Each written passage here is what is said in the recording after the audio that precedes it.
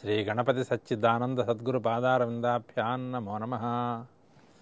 హుతంచ దత్తం సకలం నితాంతం ఫలంతు భావానుగుణం దదాతి కాలస్తు భావాఖ్య నదీ నియంత. ఈ సూక్తిలో శ్రీ గణపతి సచ్చిదానంద స్వామీజీ వారు కర్మాచరణ చేసేవాడి యొక్క దృష్టి ఎలా ఉండాలో సుసూక్ష్మంగా వివరణ చేస్తున్నారు. అనేక మంది హోమాలు చేస్తారు, దానాలు చేస్తారు, అందరికీ ఒకే రకమైన ఫలితం కనిపించడం లేదు. ఏమిటి కారణం అంటే భావగ్రాహి జనార్దన, వాడి హృదయంలో ఉండే భక్తి భావాన్ని బట్టి వాడి ఫలితం వస్తుందండి అని ఒక సమన్వయం చెబుతూ ఉంటారు. ఈ భావాలు నా చెప్పు చేతుల్లో ఉన్నాయా? నేను అనుకున్నప్పుడల్లా నా మనసు ఏకాగ్రం అయిపోతోందా? లేదే. మరి నా భావాలు నియమించేది ఎవరు? కాలస్తు భావాఖ్య నదీ నియంత. భావ ప్రవాహాలు అనేటువంటి నదీ ప్రవాహాలను నియమించేటువంటి నిగ్రహించేటువంటి మహాశక్తి ఎవరంటే అది కాలం. సాధకుడైన వాడు తన భావాన్ని దాటిపోవాలి, తన కాలాన్ని కూడా దాటిపోవాలి. అప్పుడే వాడికి ధన్యత్వం. భావాన్ని దాటిపోవడం అంటే ఏమిటి? ఒక ధ్యానస్థితి కుదిరితే, ఇంకా అది ముదిరి కొంచెం సమాధి స్థితి దాకా వెళితే ఆ స్థితిలో వాడికి భావాలే లేవు. ఆ స్థితిలో వాడు భావాతిగత. అంతవరకు బాగానే ఉంది.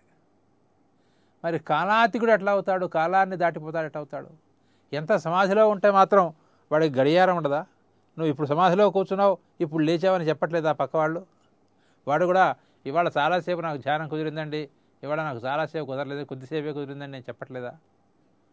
అంటే నిర్వికల్పమైనటువంటి సమాధిలో కూర్చున్నవాడు కూడా కాలానికి వశవర్తిగానే ఉంటున్నాడు. కాలాన్ని అతిక్రమించాలి. ఇదెట్లా అంటే కాలం అంటే ఎవడో అర్థం కావాలి. కాలం అనేది ఏది మూటగట్టుకునే వస్తువు కాదు. కాలం అనేది ఒక భావన, సన్నివేశాల యొక్క పౌర్వాపర్యాన్ని, ఇది వెనకాల జరిగింది, ఇది ముందు జరిగింది అనేటువంటి ఒక సీక్వెన్స్, ఒక వరసని మనస్సుకు తట్టింపజేసేది కాలం. దేన్ని బట్టి తట్టింపజేస్తోంది ఇది? నీకు మనసులో ఒక భావ పరంపర ఉంది. ఈ భావం తర్వాత ఈ భావం వచ్చింది. మట్టి ముద్ద స్థితి మొదటి స్థితి, అది ఒక కాలాన్ని ఆశ్రయించి ఉంది. ఆ తర్వాతి కాలంలో వచ్చింది కుండ పెంకు. కనుక ఈ వెనుక ముందులు అనేటువంటి భావాన్ని బట్టి కాలం వస్తోంది. కనుక కాలం కూడా ఒక భావమే. ఆలోచనలన్నీ కూడా సమసిపోయినప్పటికీ కూడా కాలం అనే భావం సమసిపోదు. అది సమసిపోవాలి. అది సమసిపోవాలంటే కాలం అనే దాని యొక్క అస్తిత్వం ఎంతవరకు సత్యమైంది అనే విషయం నీ మనస్సుకు పట్టాలి. అది మనస్సుకు పట్టాలి అంటే కాలం అనేదాన్ని మనం ఎలా కొలత వేస్తున్నాం? జాగ్రత్త కాలంలో ఒక కాలం ఉంది, స్వప్న సమయంలో మరొక కాలం ఉంది. ఈ రెండు కాలాలకి మార్పిడి జంత్రి ఏదైనా ఉందా? ఏ రకమైన మార్పిడి జంత్రి కనిపించట్లా. స్వప్నలోకంలో సుదీర్ఘమైన కాలం మనం వ్యవహరించటగా కనిపిస్తోంది. మెలకువ చూసుకుంటే 2 నిమిషాలు 3 నిమిషాలు అవుతోంది.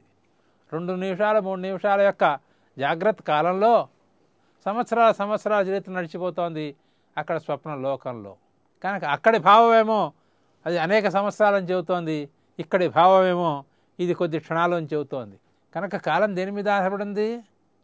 భావం మీద ఆధారపడింది. నువ్వేమనుకుంటున్నావు?